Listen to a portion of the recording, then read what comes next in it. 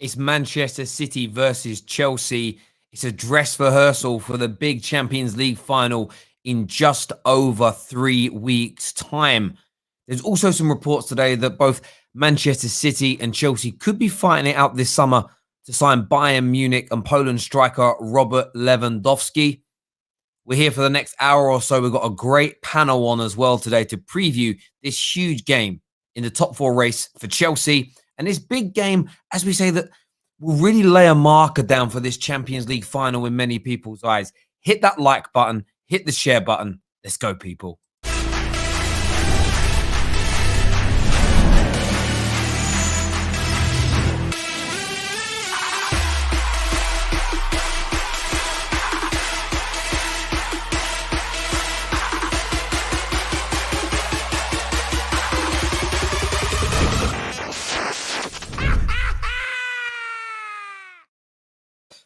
According to reports today, Manchester City and Chelsea emerge as contenders to sign Robert Lewandowski.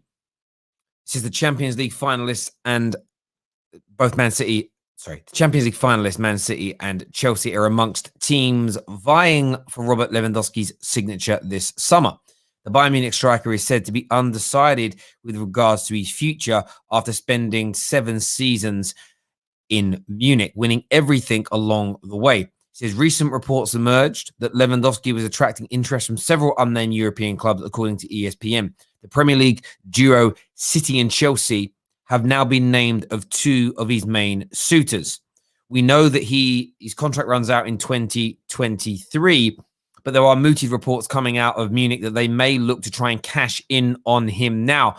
We also know that Man City and Chelsea are on the lookout for a deadly striker. The likes of Lukaku and Erling Haaland have been linked with big moves to Lukaku to Chelsea and Haaland to both clubs this summer. Inter have ruled out any chance of Lukaku being sold. Of course, they have just clinched their first Serie A in a number of years. Equally, it's getting more and more likely, according to reports out of Germany, that Erling Haaland is going to move on. Sergio Aguero was an option for Chelsea, but it does look and appear that he may be going to Barcelona next season. So where are the options for Chelsea up front? We know that lack of clinical edge, that putting the ball in the back of the net, is a big thing that Thomas Tuchel wants to address. So I do want your views and I do want your opinions on that. We will be previewing Manchester City versus Chelsea today as well. That's going to start around 5:30 with Jem. Anita's going to be here. We're going to have Sonny. We may have Hope on the show today. He said he's going to try and come and bless us with his presence and come along. First thought of 20, 30 minutes, though, is for you, for your comments to begin with and to go through all of these stories. In other transfer news as well today for Chelsea, what I found interesting, KJ's not going to like it when he sees it, is Chelsea are told they can now wrap up the winger, which is Jadon Sancho, for just £78 million after Tuchel told agreement has been reached. That is what the report is claiming as it stands right now. If you read through the news, it goes on to say that Dortmund have lowered their asking price for the Chelsea's target Jadon Sancho to £78 million. It is no secret that Sancho was the #1 transfer target for top clubs during the summer transfer window of 2020, but no deal could get done. Sancho endured a slow start to the campaign and is now heavily linked with a move back to the Premier League. It goes on to state that we now learn, is in the article, we now learn that conditions have been set in place to allow Sancho to move on, and an agreement has been met with representatives that a fee of $108 million, this is what they've written, which equates to £78 million, is the asking price. A lot of Chelsea news in the last few days is continuing to link them with a move for Jadon Sancho, which in itself, that Man United fans will be triggered by that, frustrated by it. We know how good Chelsea are at getting business done.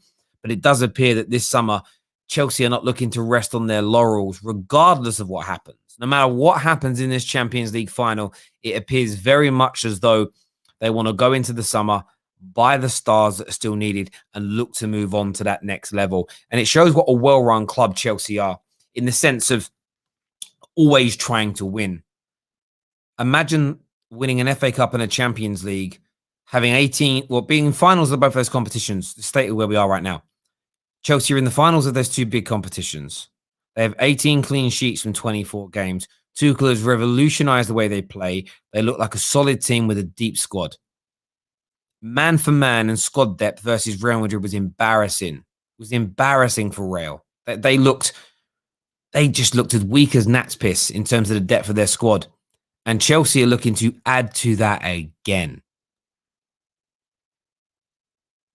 It's an embarrassment to so many other big clubs the way Chelsea operate. They embarrass their rivals. There is no doubt about it whatsoever. But I do want your thoughts. I do want your opinions.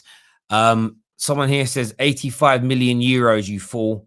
So still 78 million. That's nice. I said 78 million. It's just, I'm just reading the article here. Like, there's no need to call me a fool. You might hurt my feelings. You might hurt my feelings. Oh, no.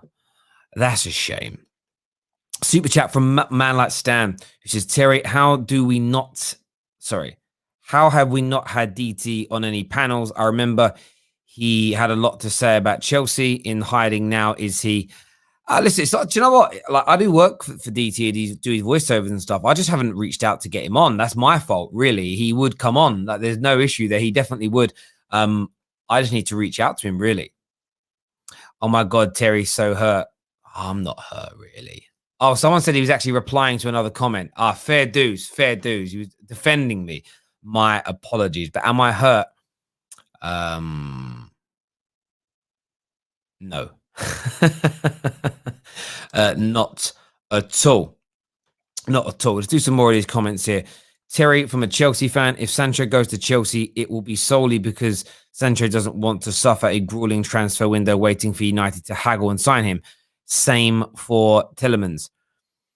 I think those things play a part. I think where Sancho goes is based on what a club is offering him. I think he's willing to endure a difficult summer if it leads to him going into a place where his status is clear. His position in the squad is clear. Where Sancho has to be concerned, in my opinion, is if he was to go into, say, a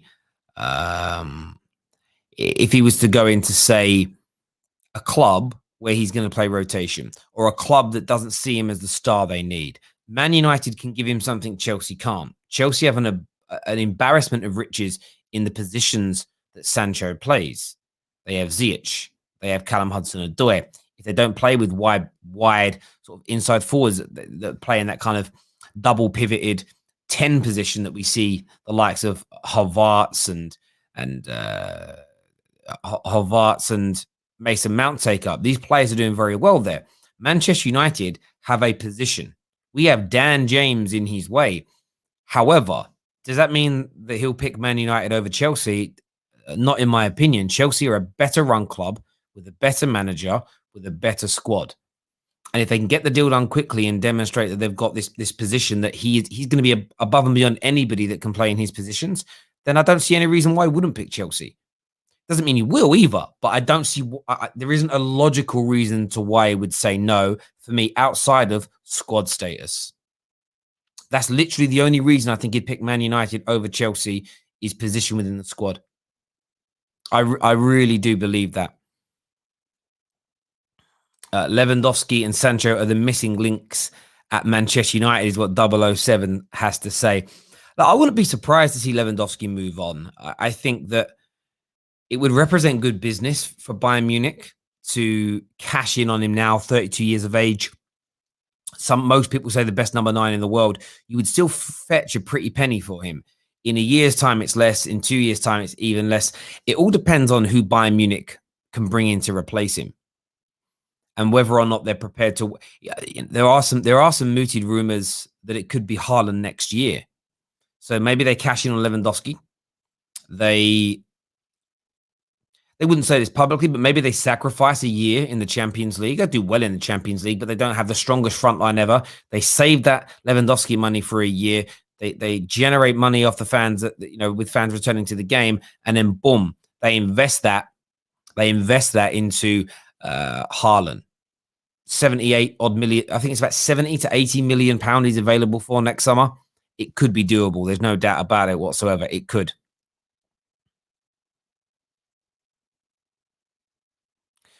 Let's see some of these comments here. Terry, do you think Chelsea will win the Champions League and League next season?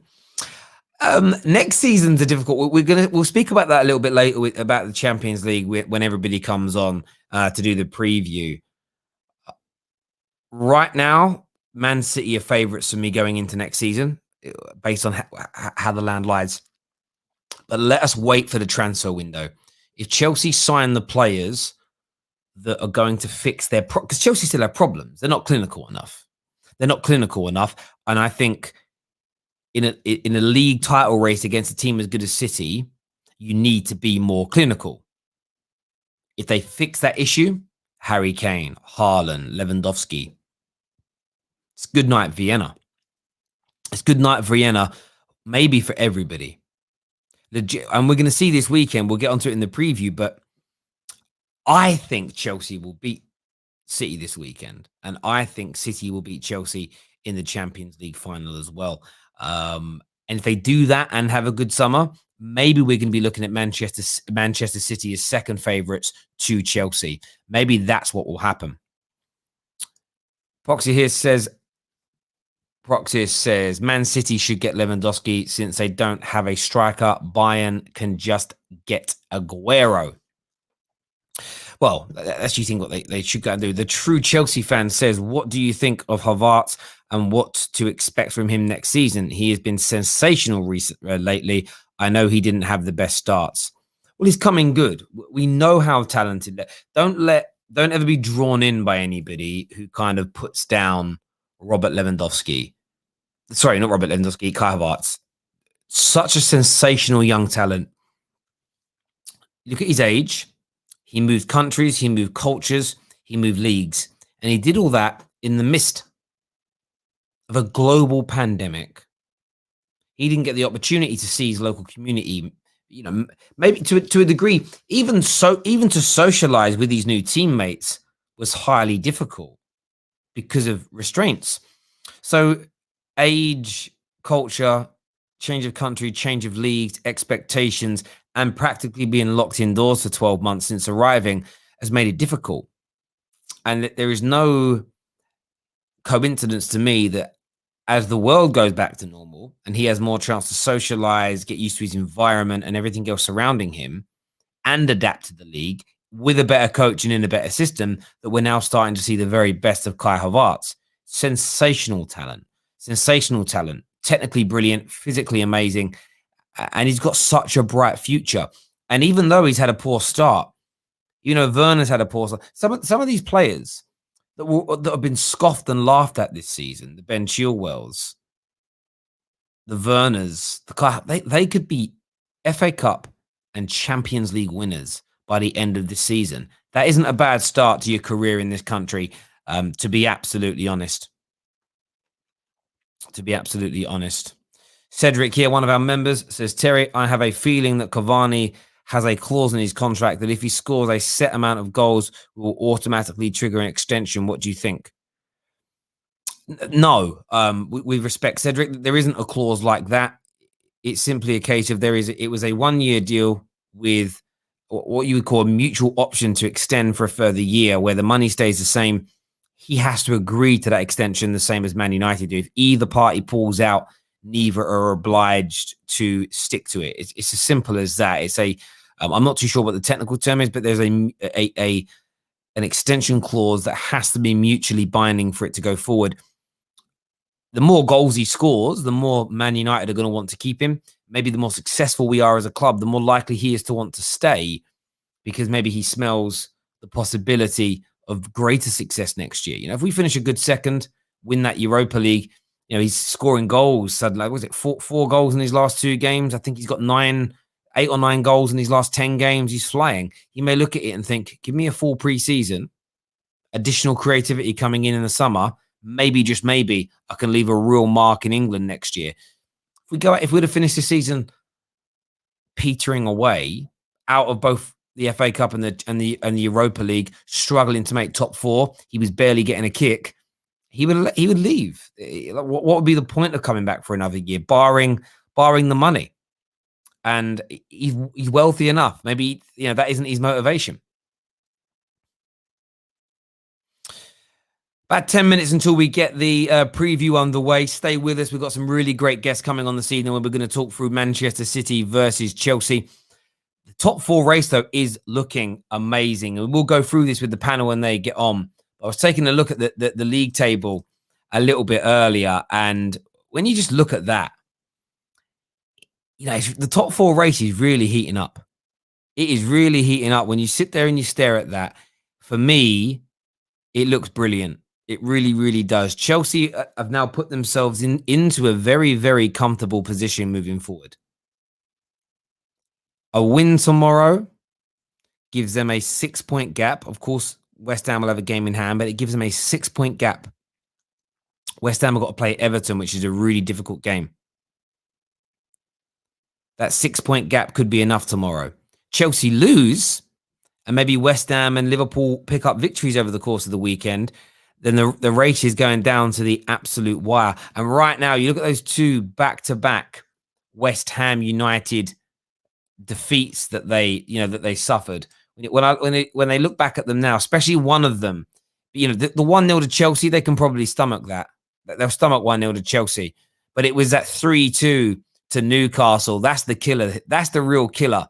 You look at the teams they've beaten before that: Leicester, Wolves. They got a good result against Arsenal. Should have been beating Newcastle, really. Should have had an additional 3 points. But they are there or thereabouts in this title race. Liverpool, they have to win this weekend, and then they have a gargantuan game against Manchester United next week. And we've got a lot of great build-up to that coming for you in the early part of the week. Because for Man United, it's fairly simplistic. It's highly unlikely Man United will fall outside of that top 4 race as it stands right now. But Liverpool win the next 2 games, and Chelsea drop points this weekend, and it's open. It's open. The pressure will mount up, and we'll have a really, really exciting race. There's no doubt about it. But we'll be going through that in more detail when the preview starts. I want to do some more comments here. Baz1 with the super chat says, Terry, do you think Arsenal will make it to the Conference League this year? Can you imagine? Can you imagine if they do? It'd be peak. Where do you have to finish to get that? Is it 7th? I don't know. I mean, just look at the league, though. When you look at that league table, it can go in so many different directions, even from now. If Liverpool lose at the weekend, lose to Man United, they could. I mean, Arsenal could Arsenal even catch Liverpool? Like, legit, could Arsenal catch them? So you sort of look at this season, Liverpool being there is a madness. Spurs should be a worry for people because they're just kind of floating about almost nonchalantly. No one's really taking much notice of Spurs. They wrote them off, and that's dangerous to do. But it's going to be amazing. There's no doubt about it. Artem here says to us, I wouldn't be surprised if Chelsea don't get a striker this summer. Terry, Lukaku and Haaland are very expensive, and I think Thomas Tuchel is starting to fancy Kai as a false 9. And that's a really good point. And maybe you'll find that's why there are these links to Jadon Sancho, because maybe the thought process is, well, let's get extra creativity. Jadon Sancho creates a lot, scores a fair amount as well for an inside forward. Maybe with him and Mason Mount feeding Kai Havertz, they feel that would mask the striker issue that they currently have. And look, Kai Havertz has looked very deadly and very dangerous. I'm just not too sure how clinical he is in the Premier League. There's no guarantees of that, but I still think you're going to be a threat with or without buying a new striker, Chelsea. You'll definitely buy somebody. There's no doubt about that. There's a comment here from Steve Boy who just says, don't say it, Terry. Oh, listen, I can't. I'm just pointing out where Liverpool are in the league, bro. I'm just pointing out where Liverpool are. I can't help that. Terry, how are you not mentioning Spurs in the top 4 race? I did. Josh, bruv, I did mention Spurs. Maybe you wrote that before I mentioned them. I'm just trying to say you're there or thereabouts. I think you're dark horses for it. It will, in my opinion, it will go down into on the last day of the season. I think at least 3 teams can make it. and it'll be a nice. We need that though. Imagine getting to the last game of the season or the last 2 games of the season, and everything's done and dusted. What a horrible climax that would be. That would be like, that's basically no climax. Do you know what I mean? That's like doing all the graft, doing all the work, getting hot and sweaty, and then nothing at the end. Do you know what I mean? It's just, what? Do you know what I mean? You need something. You need a little something. There we go.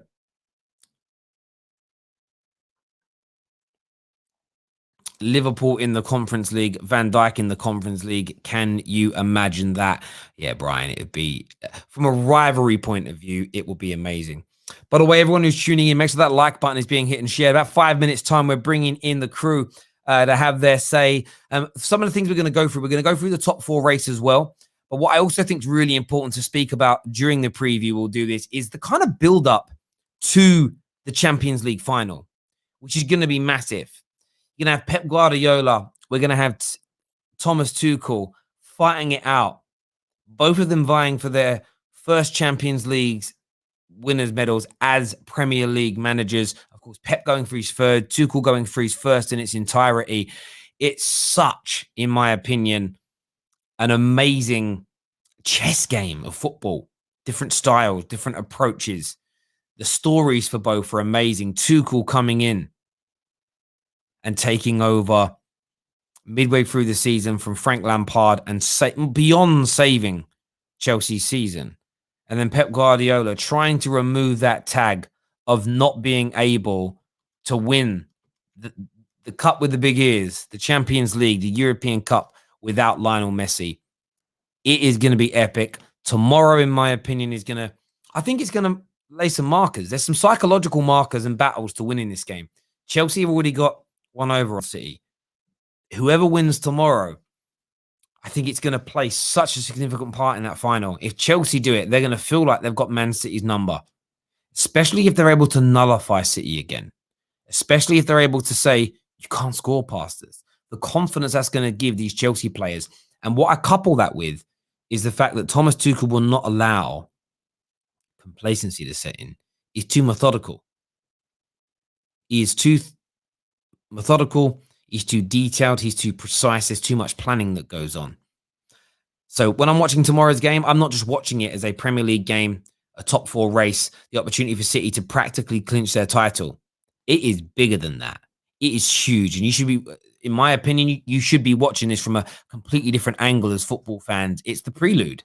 It's the prelude to the biggest final and the biggest game in football this year. And that is 3 weeks away tomorrow, I believe. 3 weeks away tomorrow. We'll be live after that game. The week of build up. I think what we're going to have to do is get the crew together. I think we're going to have to get on location somewhere and do some previews. I think we're going to have to do that, especially now as the world is going back to normal slowly but surely as well. We've got some more super chats here. Malik here says they will only be title contenders, not champions. If we lose the title next season, better to Liverpool than Chelsea. Pep will have time to, I think he says sourced. You mean sus Tuchel. Maybe he will, but I wouldn't put it beyond Tuchel to slightly reinvent Chelsea as next season begins, depending on who comes in. Man like David here says, Terry, where does Sancho fit into Chelsea, though? They have Werner, Ziyech, Pulisic, Havertz. I think Sancho wants to start. That's a great question. Depends who leaves. If Sancho comes in, one of Ziyech or Callum Hudson-Odoi goes. That would be a certainty to me. But who knows? Who knows? Make sure what we're going to do again tonight, by the way, Ginger Fury, your name goes into the hat for our prize draw to win a football shirt of your choice. What we're doing on tonight's show is the same as yesterday. Get your super chat questions in. And tonight, I'm going to give the responsibility to Jem. Jem will be picking the best question that we get for the preview as a super chat.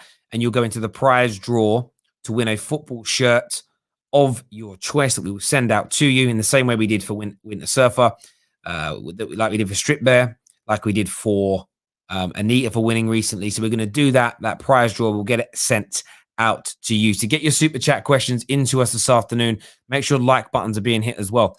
Alan here says, will Pep learn from the FA Cup semi-final? If he adapts and they win this weekend, they will beat Chelsea.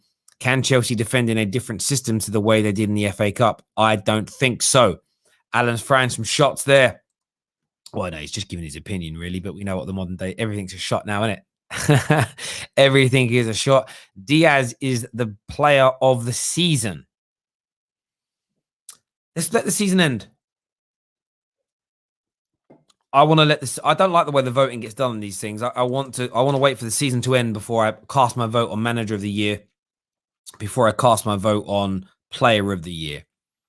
You know, this next few weeks are going to be interesting, but there's a number of names I was throwing. Diaz's name's in the mix. Gundogan's name's in the mix, no doubt. Those two players fervently there. Mason Mount's name's in the mix. Bruno Fernandes's name is in the mix. Harry Kane's name is in that mix. They are the five that really stand out in my mind, and you probably all got different people that you want to name as well. Managers, Pep's there. David Moyes is there, Tuchel's there, Ollie's there. They're the sort of four that I look at. Ollie, an outsider. Ollie isn't going to win it. He'd be the first I'd remove. And then I'd look at David Moyes, Tuchel, and Pep. The fact that either Pep or Tuchel were going to win a Champions League, David Moyes is going to end up being moved aside because of that, and it won't be him. So I think Manager of the Year, when you break it down from what my shortlist was a week or so ago, it's Pep or Tuchel. They're the only two that could, in my opinion, could conceivably win it. The only way Moyes does win it is if he makes top four and Chelsea miss out. So if he beats Chelsea and Liverpool to top four and Chelsea lose the Champions League final, maybe David Moyes can do it. But I don't see that happening. I don't see that happening. Let's do some more of these comments here. Mason Mount, interesting. But that's why I'm saying wait till the end of the season, because let us wait for performances from people in finals. Let us wait for what teams end up walking away with at the end of the season. And let's look at these last remaining clutch games that are going to be so big and so important for these players. But that's what I like to do before. And we'll do an end of the season show where people will do it. You know, you could find, imagine, I'm not saying you will, but Mount's been brilliant all year.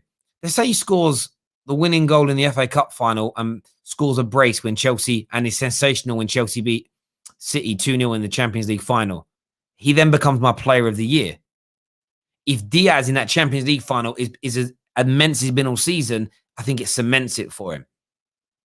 So what we're going to do is a season player of the year. So not just what they did in the Prem, it's how they performed across all competitions. So we'll wait till the end of the season to do that. John Green here says Chelsea will lose the Champions League final and finish out of the top four. That's a big claim, Chelsea fans. What do you make of that claim there by John Green? I would love to know. Got Jem and Conroy backstage waiting to bring them on for this preview. Just waiting for Anita to arrive. Maybe Have Hope will be here. Sonny's just arrived as well, so we're nearly ready to go. Make sure you stay with the Football Terrace. Anita's now backstage as well, so we'll bring them in a few moments' time. Oh, Itest says, if Kante wins the Champions League and FA Cup and Euros, he should win the Ballon d'Or. Why not? Why not? I would. Do you know what? It's one of those players where I would love to see N'Golo Kante rewarded for his sheer brilliance. His sheer brilliance, not just as a footballer, but as a man. He's a colossal human being in every which way. So, yeah, I wouldn't mind seeing that. Plus, everyone likes him. That's how you know you've got a great player and a great man, when no one talks badly about him. You might have a little chuckle to how funny his voice sounds. He's got a bit of a high-pitched sort of squeaky voice. But he's just a brilliant person, brilliant footballer, no doubt. We're going to bring the panel on now. We're going to start to preview Manchester City versus Chelsea in the Premier League, the dress rehearsal to the Champions League final. We will be getting the panel's thoughts and feelings on these Chelsea and City transfer rumours today as well. Make sure you're hitting that like button. Make sure you're hitting the share button as well. Let's do this.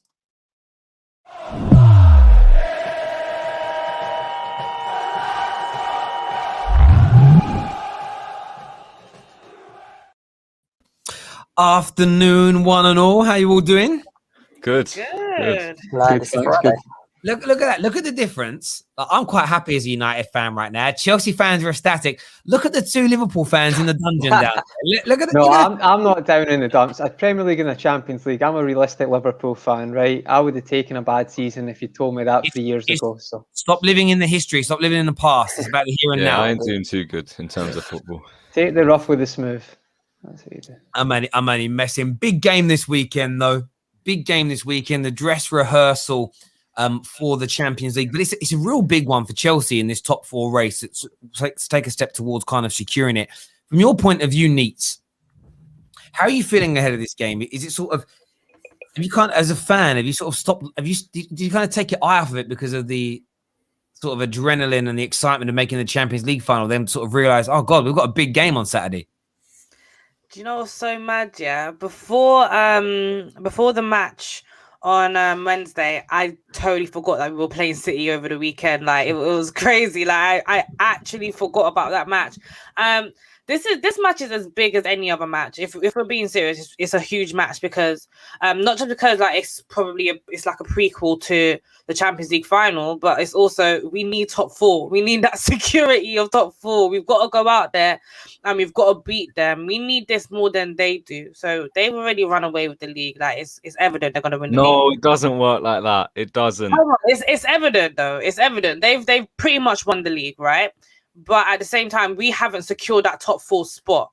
And Liverpool, you guys are right behind us. West Ham's right behind us. And we still have to go out there and we still have to go win. But my reservation is, if we go out there and win, what are the chances that we're going to beat this Pep side 3 times in a season?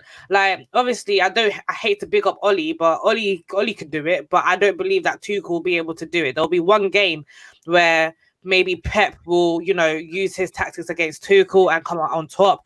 And if I have to choose a game to win, I would want to win that Champions League final, innit? So it's a bit of a bittersweet kind of result I'm expecting. I'm hoping for a 0-0 draw. That's what I want. Yeah. I kind of hear you on that. Because we were talking about it earlier. Jem, what side of the fence do you sit on? Is beating City tomorrow, could it lead to complacency or just your luck running out in the Champions League final against them? Or do you think it could give you a psychological edge for Tuchel to say, I've got you on number, Pep? I think is and ain't important, if you're my honest opinion. I think there'll be a lot of changes. If both teams played some challenging games over the weeks, especially Chelsea and Man City, got through them quite well. I just think don't be surprised if you see a lot of rotation in the squad. I think you'll see maybe, I know people might not want to see it, but Zuma coming in, Ziyech coming in. I think it's important. Don't get me wrong. It is a build up towards the game, but I don't think they're going to completely sort of from this game suss each other out, or it lead to it being like an eye opener in many ways, if that makes sense. I think if anything, Pep needs to, in my eyes, it's on him a bit because no one's really been able to suss out Tuchel up to now. You've got to look at who he's played against and all of the top managers he played against, and he's had one over most of them. Do you know what I mean? Pep hasn't been able to do that yet. So I think Pep will, even though they're going to win the title, Pep may use it to see how he can set himself up for the final to play against us. As for us, I think we will just continue playing in the same role, but just rotate. That's all. So yeah, it's going to be an interesting one, 100%. Listen, I get a feeling that we could be rolling into this Champions League final build-up, and we could be seeing some big claims from Lady Anita saying Tuchel's better tactically than Pep. I can see that coming up this week if he does. But I'm talking about like with real genuine chess. I've got a feeling this weekend it will be another shutout for Chelsea. I think you'll nullify Man City. I think you'll nick the win. And I think that'll get into the heads of those City players. Comrade, how do you see it? Do you think this game on Saturday will play any part in the Champions League final? If Chelsea win again, you said the Ole thing. I do believe Ole's got psychologically, because there's times when Man City played United where they should have wiped the floor with them, like for the form. And I know you could argue that form doesn't come into the Manchester derby all the time, but I do think Ole's kind of got in Pep's head a little bit.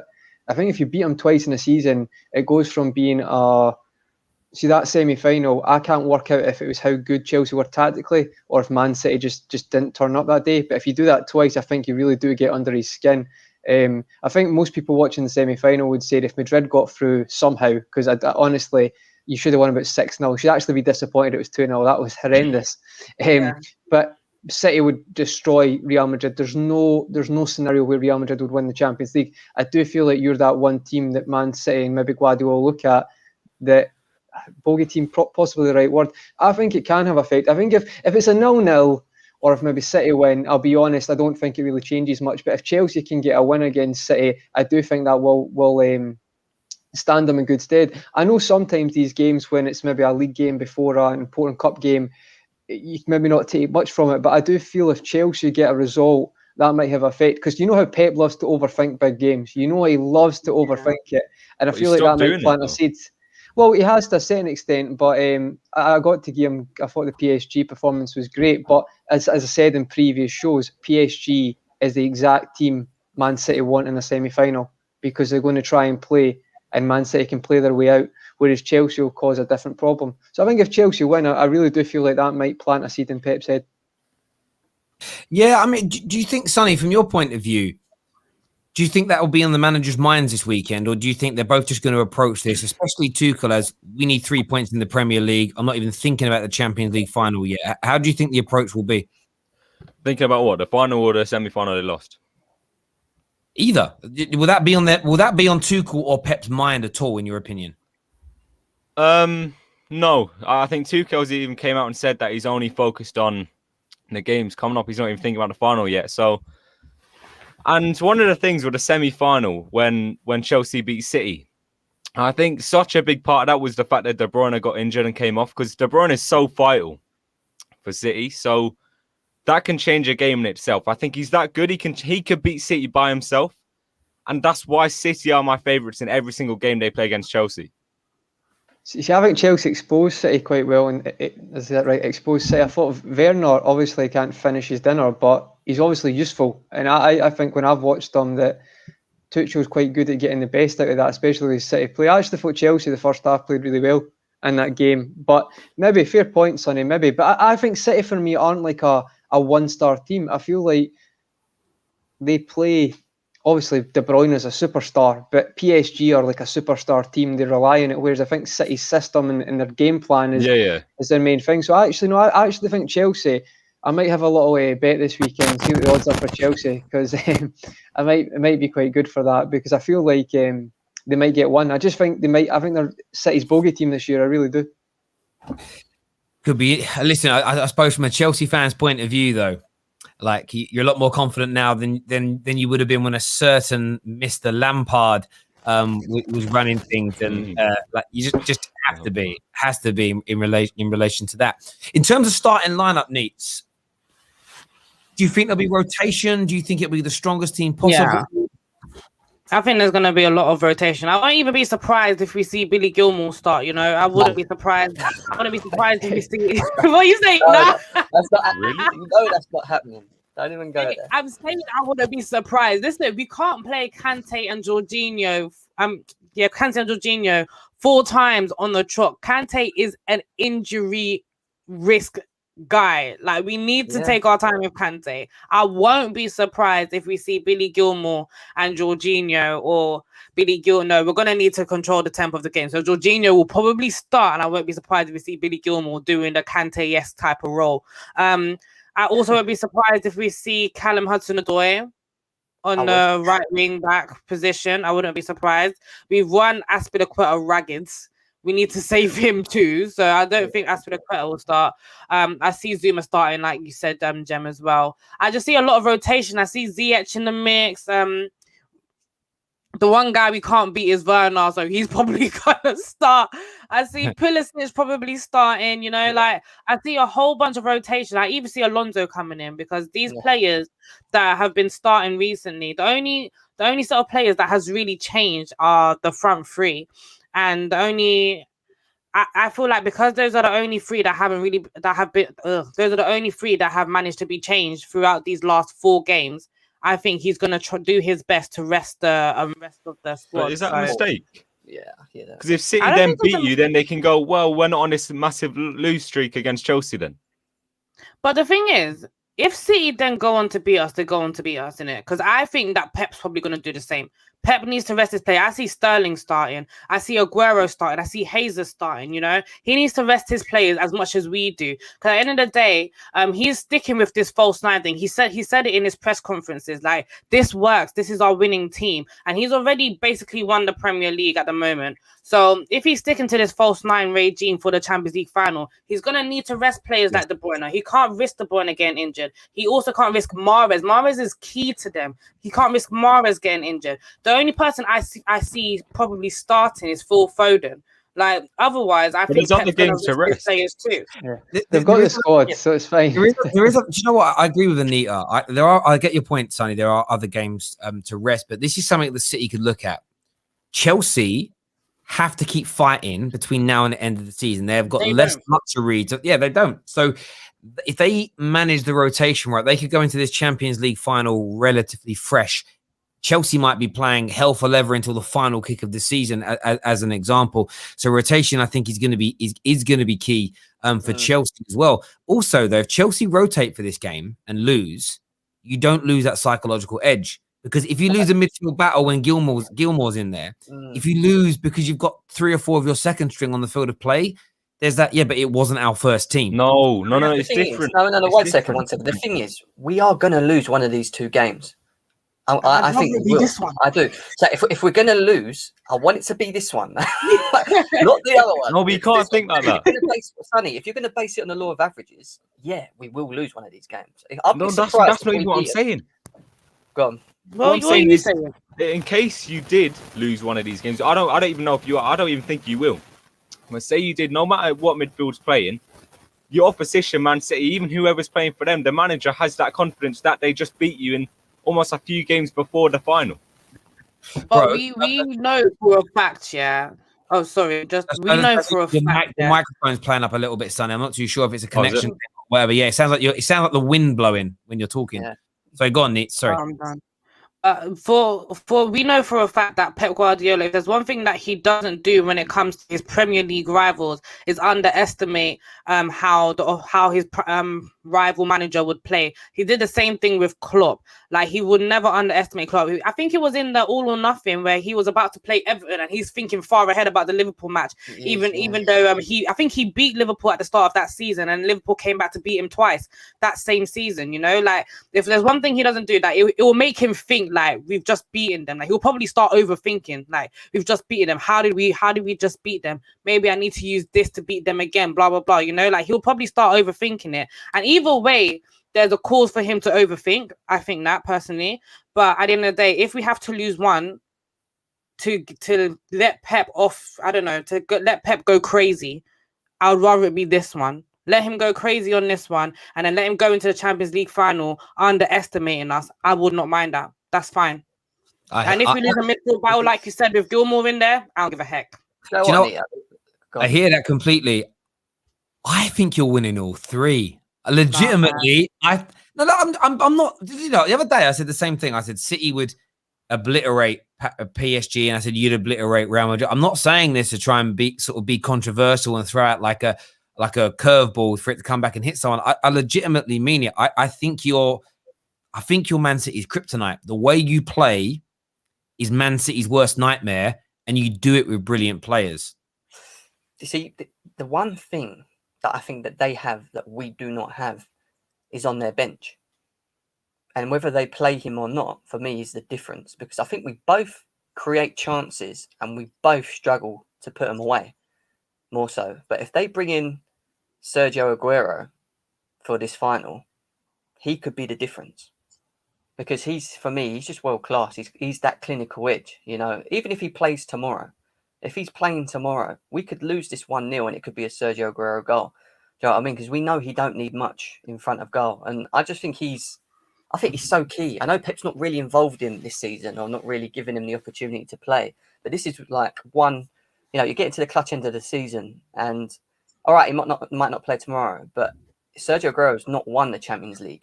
You got a question here actually from Winter Surfer that says, why are we going to lose? Tuchel has elevated us. So I think that's towards Jem for saying that. I get that. He has elevated us. Don't get me wrong. We don't leak goals, but we're playing against the best. You know, we're playing against England's best, England's finest, the best team in the Premier League. Yes, we are very good at the moment, but we will lose games. We have to be prepared for that. It will come. It will happen. Whether it's just a 1-0, and you know, I don't think we'll ever get slapped. Don't get me wrong. I don't think it'll be a 2-3-0. If it was, I'd be surprised. But there is that, you know, slight instance that we might lose a game, Winter Surfer. It could happen, bro. So law of averages. Get that. Sorry, go on, Nitz. And even like on our run to the Champions League final in 2012, there were several games that we lost. But then in the FA Cup final, who would have thought that we would have beat Liverpool in the FA Cup final? I went into that final thinking we're definitely going to lose this final. Even the way we were playing, I thought we were going to lose. We won the FA Cup final. I think we lost against Newcastle as well. Quite close to the time also. With Papi Cissé's ridiculous goal. Mate, both of them. Two of them were amazing. And then we went on to win the Champions League final. Like, it's okay to lose matches on the run toward. Like, look at the level of matches we have. Yeah, let's put this into perspective. Look at the levels of matches. We've got Man City to play, Leicester City to play, and Arsenal to play. Even though Arsenal, no offense, don't say not really that much of a challenge at the moment. No, I'm gonna say it. I'm confident. Clip that up. No, I'm gonna say it. Don't matter. I'm gonna say it, but. Those are huge games for us going forward, and we're gonna have to rotate, and we're probably gonna have to lose one, maybe not, but all of the big games. But we might draw, we might lose. We have to be prepared for that. And I'm not gonna sit here and tell you that City's gonna be the one that we beat when they are the best. Like you said, Jem, they are the best team in England at the moment. If we lose against City, there's no shame in it at all. No shame. Do you think? Quick, what's my mic like? Is that better? Yeah, just turn it round near your mouth. Yeah. Now speak. What? Yeah, I'm speaking. That's perfect. Oh, good. Perfect. Yeah. What I was going to ask is, see, with Pep though, he does overthink. And to be perfectly honest, in that semi-final, you mentioned De Bruyne, but for me, not playing a number 9 against Chelsea, he might argue because obviously Foden and whoever the front three Mahrez are playing could play amazing at the start. However, I feel like when you go that way in a big game, it'll be really easy if they don't start hitting it in the first 20 minutes in the final that you'll gain confidence. Whereas if they've got Aguero up there, Aguero's never going to start though. I think he's made his peace with that. So I would maybe Aguero the last 10 minutes of the Champions League final, but I think Pep is wholeheartedly going to do the false 9. That I think that does play in your hands a little bit. I feel like because you're very good defensively. I've been very impressed with Tuchel actually, how he's actually a better manager than I thought he was. Like, I knew he was good tactically, but he's had moments in his career where his teams have caved in at the last minute. PSG at Anfield, examples like that. But I've got. Oh, that's a scary face. That's Scottish dial-up, man. That's Scottish dial-up. Just, you know what I mean? Straight up, it's gone there. We'll go back to Conroy in a few seconds when he comes back. There's a super chat here. This is Terry. Since the Champions League started in 1993, the Champions League format, this is the first final where none of the top 8, and he means top 8 is in teams that have won it the most, have featured in a final. That's a mad stat, you know. That's crazy. It's the first time. So it's the first final since 1993 where one of the top 8, so in terms of the 8 teams in Europe with the most Champions Leagues, haven't featured in a final. That's a crazy stat, to be fair. Like, you just, yeah. There we go. Okay, I get it. Yeah.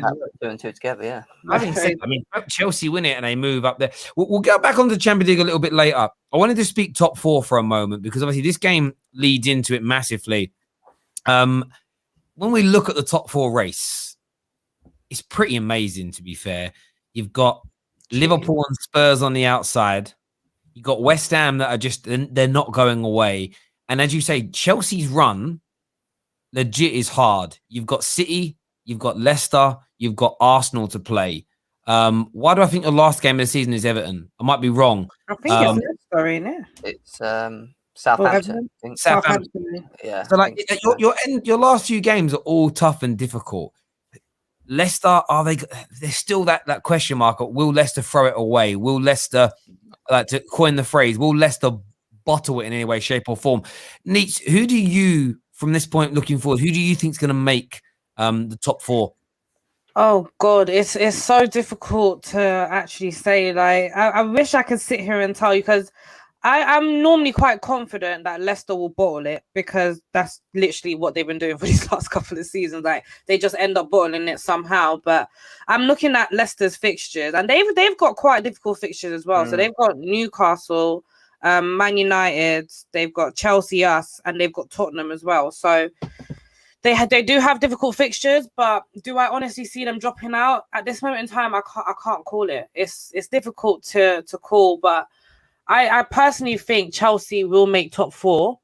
Who comes with them? I don't know. I don't think West Ham will come with them. If I'm being perfectly honest with you, even though the Jesse Lingard effect is amazing at the moment, and he's doing Slowing bits for down West now. Ham. Pardon? He's slowing down, Lingard. He's not. He wasn't what he was a few games You ago. know what I mean? Like it's like a new manager. It's like a new manager bounce. Like he had those, first like 5, Still 6 waiting for games where he Tuchel was to like- end. Yeah, You say literally. that. Like, but then it's like, can they keep up that momentum to the end? Liverpool won it as just as bad, so can they keep up with Liverpool to get it? I don't know, but I don't see Chelsea dropping out, and that might be the bias in me, but I don't see them dropping out. And to be fair, I wouldn't be surprised if Leicester stay there or if Liverpool nick it last minute. It's going to be tough. Oh, I wish I had that confidence. I hear you on that. No chance. No One- chance. Your last game's Villa, actually. So I was just Villa, looking at Chelsea's remaining fixtures are mad when you look at them across all comps. This is the rest of your season.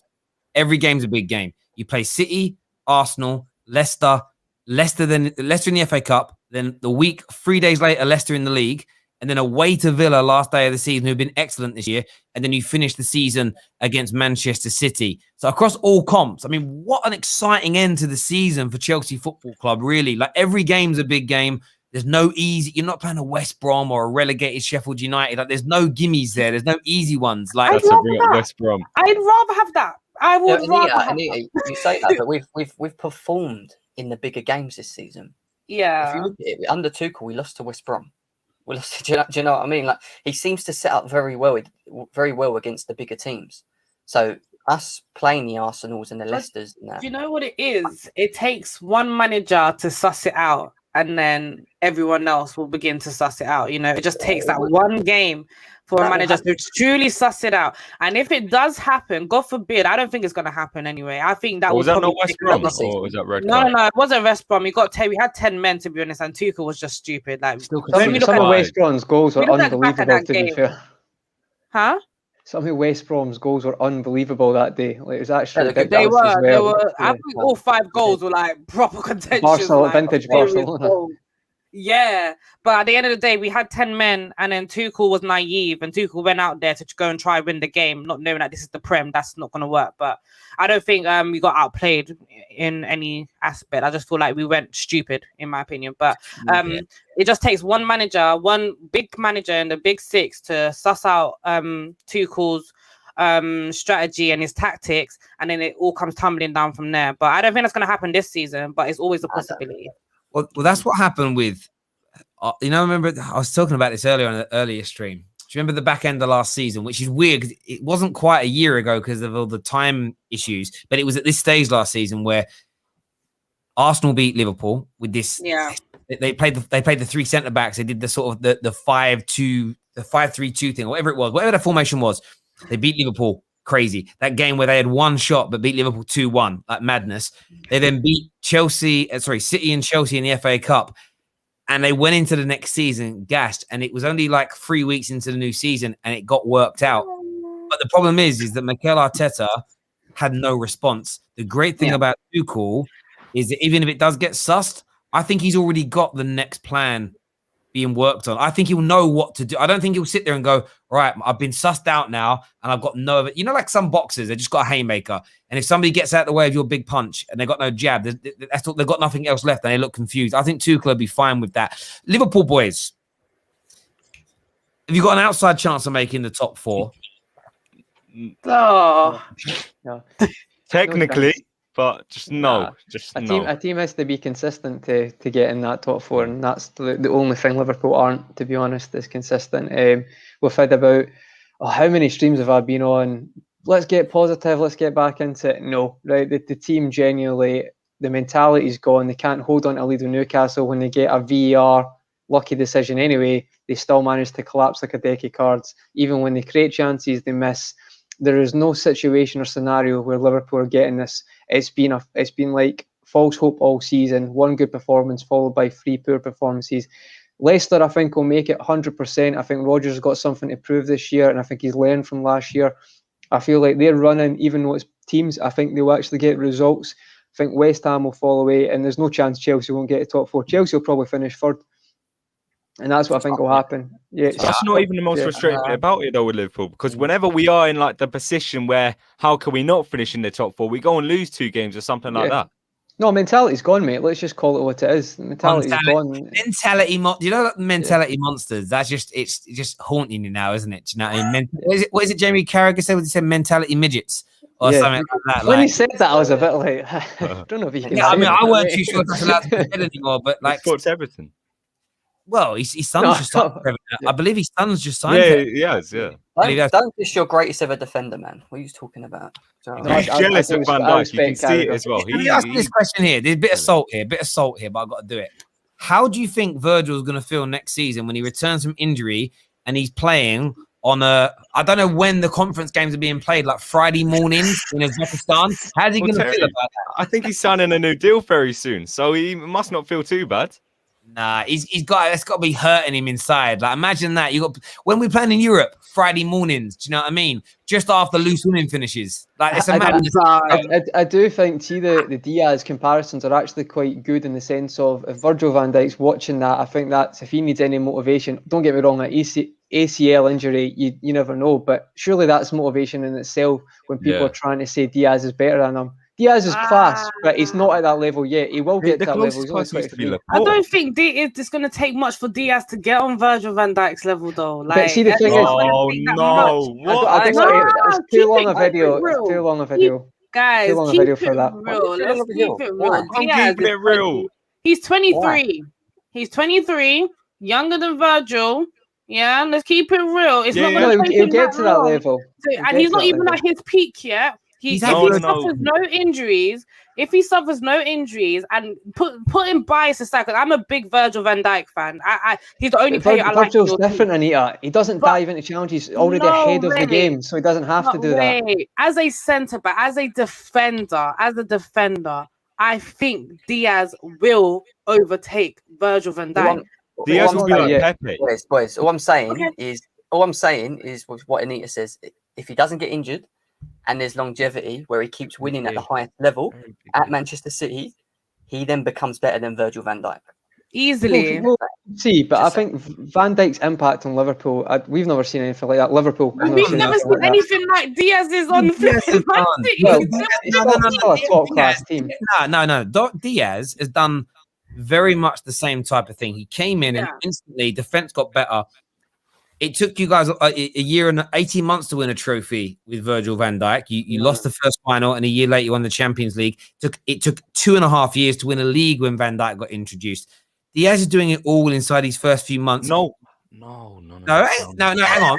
That's one thing you can't talk to Liverpool fans about. That's a fact. In that context, it's completely wrong. There's no context here. I'm giving you the facts here. Let me give you the facts. Okay. So he's younger. He moved countries and changed cultures in the middle of a pandemic at a young age. Young man, his brain ain't fully formed into his 25. He's handling all these pressures. He's gone to Man City, who are the checkbook team, who have an expectation of winning and winning only. You can't come third, fourth, fifth, and fans do what you guys say. Oh, we were good last year. We'll be okay. All that pressure, and he has transformed Man City's defense into the best defense in England and Europe inside one season, where they've run away with the league. They could end up with a form of a treble, and he has been one of the main impacts on that because he's the only real difference between last season and this season. He has made John Stones look like John Terry this season. But is amazing. No, he's been brilliant. No one's disputing that. I just don't think he's at Van Dijk's level yet. He might get there, but Van Dijk's different in the sense of...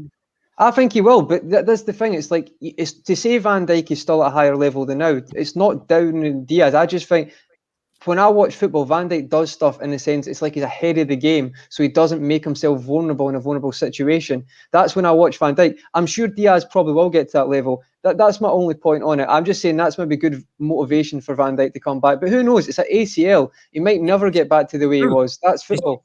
We weren't competing before Van Dijk came in, and with the whole thing with Diaz, it's not even been a season yet.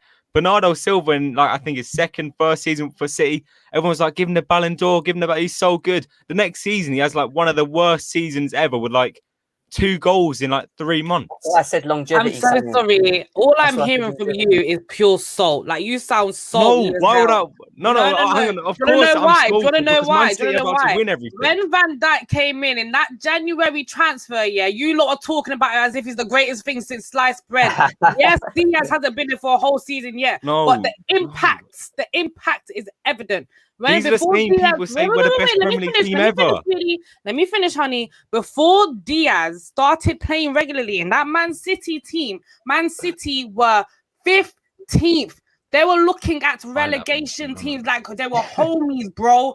Diaz gets into that starting lineup. Diaz gets into that take your emotions out of it, mate. They stop conceding. Do you not think the Man City's a better team, though? Guess what? Now they are 5 places ahead of when Man City were 15th, and take Diaz out of this whole thing, will Man City really stay in 15th? They didn't have a pre-season. They win. They looked horrible. They no pre-season, but realistically, they were always going to finish in that top 4 minutes. Sonny, take that point aside for a minute. The reason why people believe that there is a ceiling to achieve Van Dijk's level or go beyond it is at 23 years of age, Virgil wasn't doing what Diaz was doing. I can back that. Same as Haaland's got a ceiling right now to outscore and outperform every European striker that's come before him, because none have done what he's done at that age. Doesn't mean he's going to achieve it, but the baseline is there. That's what I'm saying. What is that? There's as much evidence as saying Diaz might be not that good when he's 29. Yeah, but no one's saying that he's better than him right now. They're just saying levels are going to I know that. But why I have a problem with everyone saying they're saying it like it's definitely going to happen. They're saying Diaz definitely going to be better than Van Dijk. I'm not doing it. Take your emotions out of it. I'm just trying to back the best defender, man. Do you know what? But the thing is, we're on the same page. I'm a Van Dijk stan. When people cuss Van Dijk, no, you ain't. No, you're not. No. There's a Liverpool fan in my Gold Diggers group called Bubbles, and she's a diehard Liverpool fan, and she will tell you that when it comes to Van Dijk, I support that man. I put him in the same bracket as the John Terrys, the Rio Ferdinand. When it comes to his, I know you don't, but I put him there when it comes to his technical ability. I think he's far ahead of every other centre back in the world right now.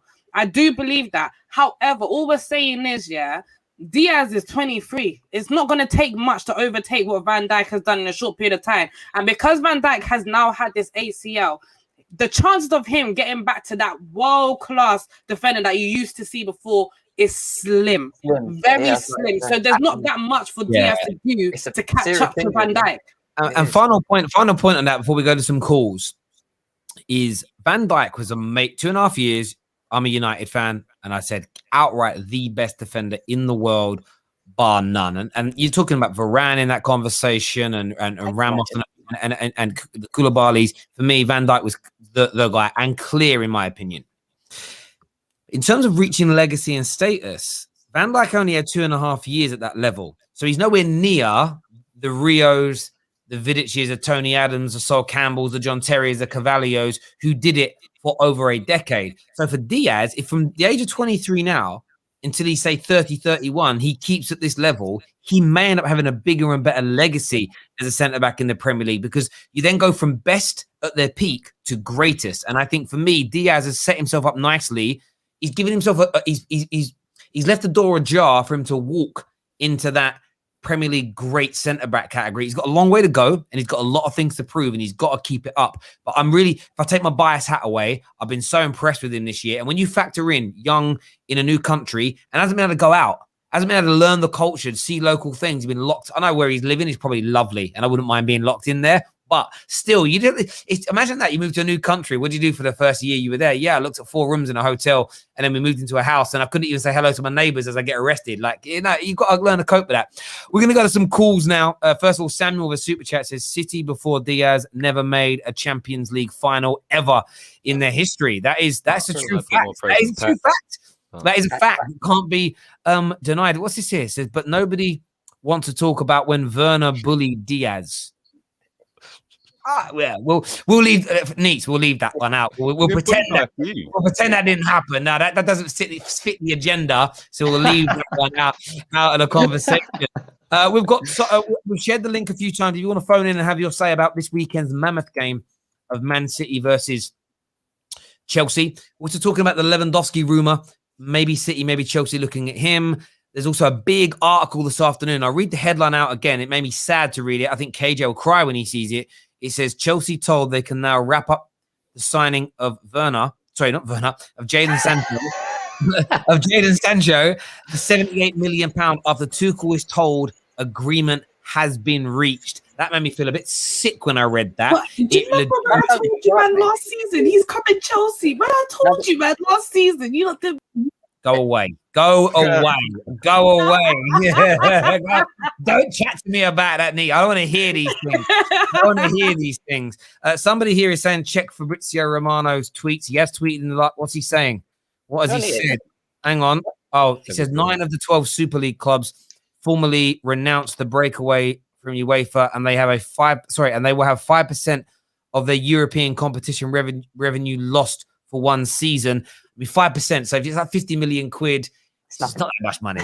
It's drop in the ocean. I'll take it. Drop in the ocean. Yeah, that for me is not a punishment. That's almost like, I want to know where that money's going. You know, give it to charity, give it to whatever, but I want to know where that money's going. If it goes back to UEFA, that ain't a punishment. Yeah, do you know what I mean? Yeah. Right, let's get some calls here. First up on the show, we're going to get Thomas Little on the show. How you doing, Tom? Oh, listening to that Van Dijk thing was interesting, wasn't it? It was very interesting. And true. Oh, in a sense, yeah. Ruben Diaz has all the potential to be better than Van Dijk. No one's arguing that. He has all the time for the longevity. But I don't think Ruben Diaz will ever match the impact that Virgil van Dijk brought to this Liverpool team. That's the thing. Isn't he already doing it, though? No. Because what Virgil van Dijk did, Virgil van Dijk took a team with Loris Karius, a 19-year-old Trent who'd most recently been playing central midfield for the youth team. Yeah. Lovren and a Hull City left-back to a Champions League final inside 6 months. So what did Klopp do? What did Klopp do in this? Did Klopp take them as well, or it was just Van Dijk? Yeah. Hang on, but why are we not saying this about Pep? Hang on.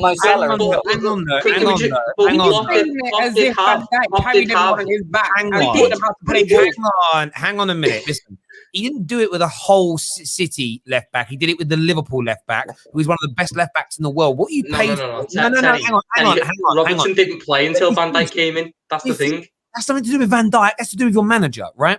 Van Dijk didn't walk in and go, Klopp, are you some sort of mug? We've got the best left back in the world. Come on, he played well enough to get him in. Hang on a minute. He's like, Klopp, why is he making the tea? You should be starting over. You think Moreno's better, Klopp? No, Van Dijk didn't do that, right? He didn't. Secondly, my question to you is this.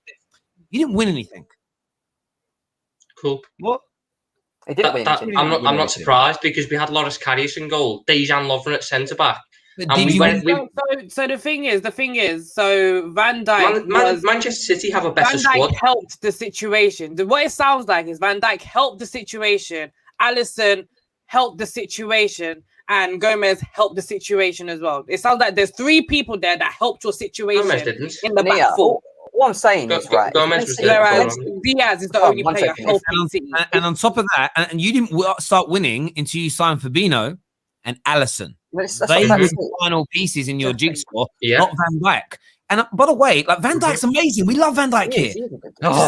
Diaz has had you say he has impacted the team. He's coming to the team. Yeah, Ruben Diaz has taken a team that were Premier League champions and the season before finished second back up to first. Virgil van Dijk took a team in their first season back in the Champions League for 4 years to a final and dragged a team defensively, giving them one of the best defensive records we've ever seen.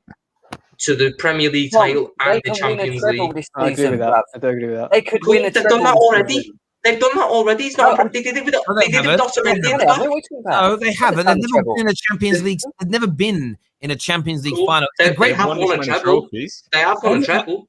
No, they haven't. A domestic. What are you talking about? This Yeah, is but that's the same amount of trophies. Bruv. It's still a United like they treble. need so much more better players to complete that treble compared to that treble. They're both very good because that City team was very good even before Diaz came in. Right.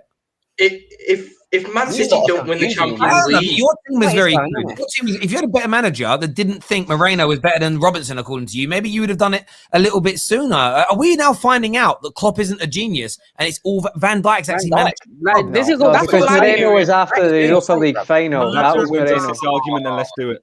I don't There we- understand why Liverpool fans are so defensive when it comes to Van Dijk. Like, no one's Because even slandering him. people don't give Impact's different. people don't give Anita. enough credit to what he actually But has you done. know, We have what just the there he thing said is, he's the thing is, living we the league literally- No. we Do you all understand how sat mad it is? Do you understand how mad it is for a centre back to lose out on a Ballon d'Or by 4 votes to Lionel Messi? Do you know how mad an achievement I've that seen is? goalkeepers lose out 4 votes Exactly. to When- the penalty. It's not only just happened to Van Dijk. Do you know what? Do you know what? Do you know what? For Do a you know what? centre back to do it, Messi for a went out. centre back to do You know it. what? It's fine. I For think what? I don't Virgil get van it. Dijk is the best thing in the Premier League since Rio Ferdinand left the league and John Terry left the league. I think he's literally up there for me. We've You wouldn't said it. disrespect him Me, like this. Terry, and Jem, we've given him his flowers. All we're saying is it's not going to take that much for Diaz to come in. What's it going to take for Diaz to win another explain Premier this. League? Wait. He's already won a Premier League. He's already basically won a Premier League. Premier Van Dijk's League. won a Premier Mhm. League. He's almost won a Champions League. Van Dijk's Mhm. almost won in one He's season. done it now. Okay, Mhm. okay. Yeah. I think Explain it's it. at the Explain next it. level. Explain it. defensively. We're not going to keep going around in circles One on it. more The point. point- I've the got one more very final short point. point. Otherwise, Yes. the viewers will switch Okay. off. It's like I promise. Van Dijk has not played since October. Last week he was trending on Twitter. We haven't even seen this guy since October, and he was trending. bruv, What do you mean? What does that Bro. mean? What do you mean? What does that mean? That What shows do you mean how. he's trending? No, What That does shows that how mean? good he is. If hang on. Mate, that just means you're excited about him coming back. Yeah, it wasn't, exactly. no, What it's does it not. mean? It was nothing to do with Liverpool fans. Every City fan I Hang on a minute. see in the world. Yesterday, hang on Tuesday night, Yes. Sir Alex Ferguson was trending. That means Sorry, still the no, best. I'll Does that let you mean- know. We can't talk about Divock Does that Origi's mean- trending today. That doesn't mean he's No, good. But he's but not the point, trending because we're guys, talking I about want him. everyone to calm down a minute here. I need to just say this. No one's hating on Van Dijk. This is the stupidest part of this argument, right? Cognitive dissonance has taken over, and you're not listening to what Anita has said or I have said. Van Dijk, best centre back in the world. What we are saying is the start that Diaz has had at a young age, the impact he's had, the brilliance that he's shown. He has given himself a foundation to maybe achieve more, to have a greater and higher impact and status. And the biggest caveat in the Van Dijk thing is we don't know how he's going to return. If he returns and he's as good and he has 5-6 years at the same level he's been at the last 2.5 years, maybe Diaz will never get to that. That's all the point was. It was literally a throwaway comment as well. I didn't expect it to take 26 minutes to get to this stage here. And no one's hating on Van Dijk. Slow. Well, he was Ow. trending because he was being hated on By whom? by every Oh, single fan, funny. apart from a Liverpool fan. We Hang weren't on a speaking about him. Hang on a minute. Let's just move on. I don't want to get involved in this debate anymore. It's just Yeah, going but to take we've me won down a it rabbit anyway, hole. don't worry. Come on, we've won hang on a it. minute, Tom. You came on with your Corona, giving it the big one. Do you know what I mean? So, I did, yeah. Corona, bro. I did, yeah, and I've made my point. what did you actually phone up to say, though? I wanted to talk about how I feel that Thomas Tuchel. He reminds me of Antonio Conte's first season, but as a better manager, in the sense of he's brought about this new tactic that teams can't read yet. Like Conte came in with that 5-3-2 or whatever it was, or was it a 5-2-3 and revolutionised the league? Beat them 3-0, yeah. After Arsenal beat them. And Tuchel's doing it again. You know, we were dealing with one of the best Man City teams we've ever seen, and Pep Guardiola was outclassed in a FA Cup semi-final by him. He's outclassed Zidane. Atletico, who are the best they've been for 5 years. Who else?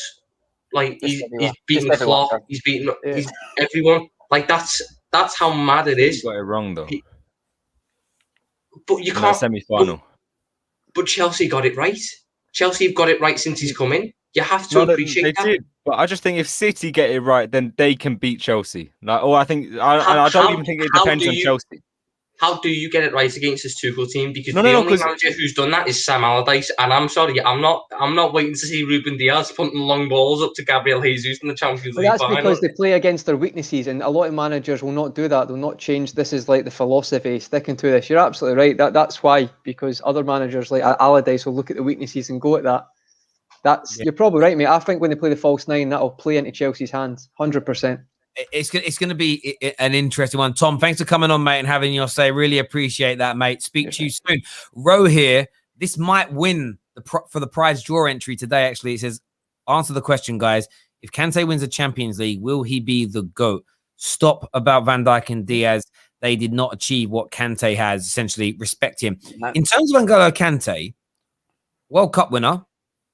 He could now be a Champions League winner, a two-time Premier League winner. No, consecutively, they won Leicester, then won it with Chelsea. Yeah. Two-time. I mean, if Kante wins the Champions League, Anita, where would you rate him in terms of Premier League great midfielders? Oh, he's right at the top. He's right up there in terms of great midfielders, especially defensive midfielders. I'm sorry, but he's right up there for me. I don't think anyone will dispute that. I don't think so. Would any of you dispute that? Like he's right up there. You don't understand football if you dispute that. You don't understand football if you dispute that. Kante's he does the work of two people. People still keep calling it the Makalele role, which is the most disrespectful thing I've ever heard, because Makalele, amazing player, but Kante is different. Like, he does different. The stuff that guy does is unbelievable. No, but Kante is like next level. Honestly, he literally does the work of two players. I've never seen anyone like that. I think he should be lauded. He should get more respect. Probably, as Terry says, because he's quite a kind of quiet guy. Drives his Mini Cooper away from the game the other night. He's not really bothered about like stardom or fame. He just quite keeps himself to himself. I think that's why, genuinely, I think he's so unique. Like, I think he's unbelievable, and I've said that for years. People try to talk about like a Kimmich playing at DM, and obviously Fabinho's been brilliant as well. But Kante's right up there. Kante's ridiculous. As doing what a DM does is to cover for the defence in the midfield, and he adds running to his game, like the goal the other night, and his passing's got better. I think he's unbelievable. I've said it for years. Do you know what? I personally think there's always been that debate of whether Kante is a DM or he's a box-to-box or he's just a central midfielder, blah, blah, blah. The fact that we can't differentiate what Kante does for this Chelsea team is something special in a midfielder, in my opinion. Like, he can do all those roles and no one really knows what his best role is because he's so good at each and every one of them, you know? I think that... What did you disagree?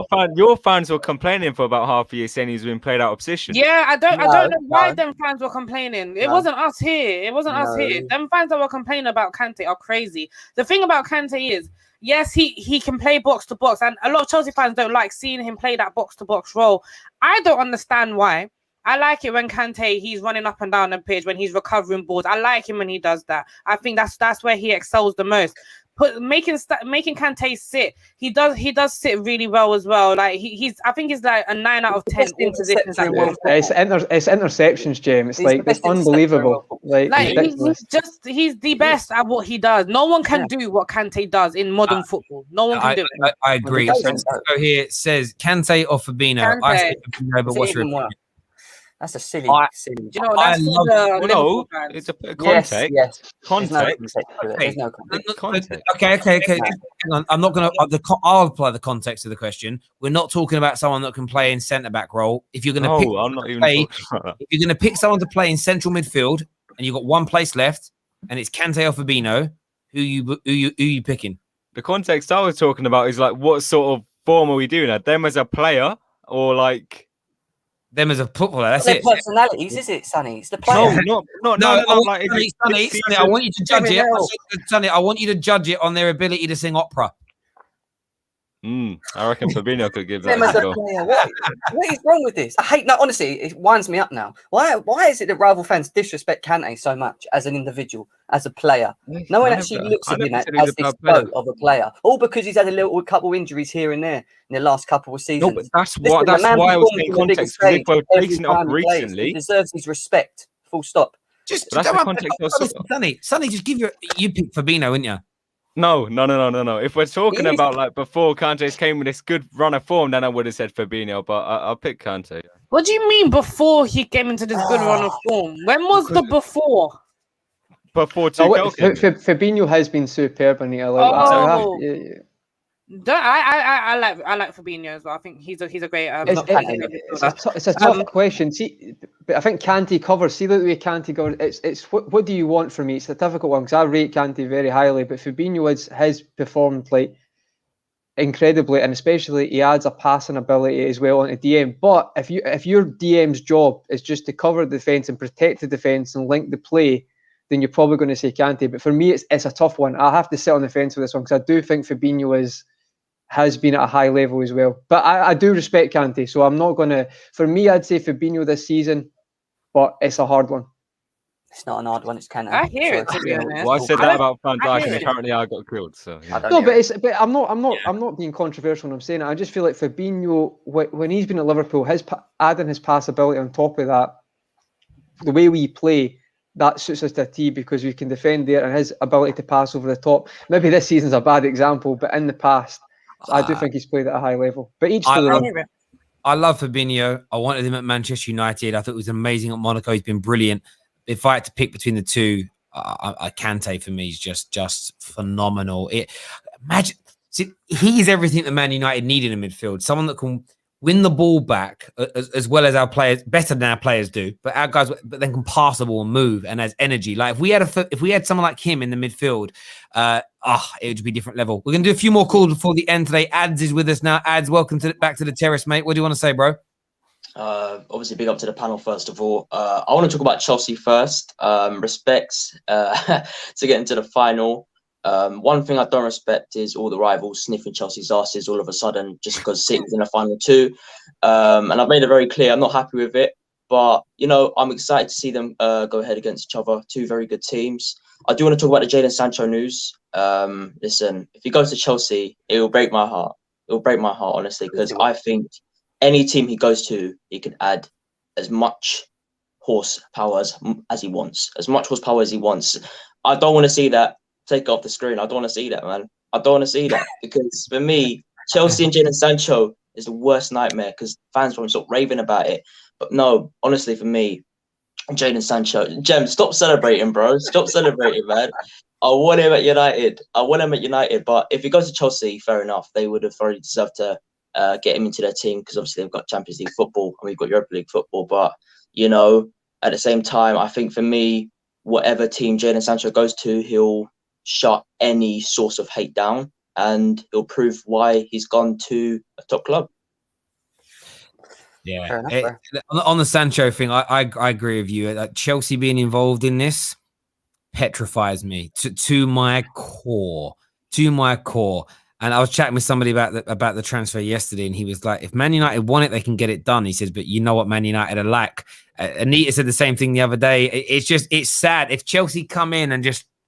We'll just do that. There you go. Have that. Do you think you'll sell anybody, Anita? Do you think you'll sell anybody? Do you think you'll sell one of your wingers if you get Sancho? Well, definitely. I personally think Callum's days are over. I think Callum's days are over. Ziyech is probably going to go as well. So I love Callum, but if we're going to have to sacrifice to bring Jadon, then so be it. No. Yeah. It's good night, Vienna, from there. See you later.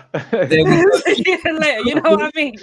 Just quickly before we go, Anita, I got your first score predictions for Man City Chelsea tomorrow, please. 1-1. Jem? 0-0. Sonny? 2-0 City. Conroy? I think I'll go 2-1 City. Ads? 2-1 City. Wow, I'm going with 2-0 Chelsea. I'm going with Chelsea. Going to do it. Tuchel masterclass. Get it on the coupon, Terry. You're getting good odds on that, mate. I think I'm one of the people that Ads has been sending stray bullets for, sniffing Chelsea's bum. Do you know what I mean? I think that, in fairness, I've been bigging them up before this. I will be a Chelsea fan on Champions League final night though, because I'd rather Chelsea have two than City ever have one. I can't. Oh, I don't want. They're going to get that one at some point anyway. So Plus, like Pep as well. Like we have 3. Do you know what I mean? And then he can go 4. And it's like I want to keep him down, but there we go. Everyone who's tuned in, you know how much we appreciate here at the Terrace, all the super chats. I've decided to pick Ro. Ro, you are going to go into the prize draw to win a shirt. It was a great question that you posed this evening. So I've taken a note of that, yourself and Ginger Fury. We'll be doing that over the course of the next few weeks, and then the draw will happen in relation to that. We've got some exciting, the way we're going to do previews next season is going to be very, very exciting in terms of the teams all against each other. I'm not going to reveal it yet because somebody else will steal it, because that's what happens all the time on YouTube. So I'm not revealing it just yet. So that's going to be very, very fun indeed. We did a few little tests a little while back, if you use your heads, but there we go. Hit the like and share button. We're back later on tonight. Hit the like and I've already said that. Subscribe, sign up to the Discord server, and we'll see you all again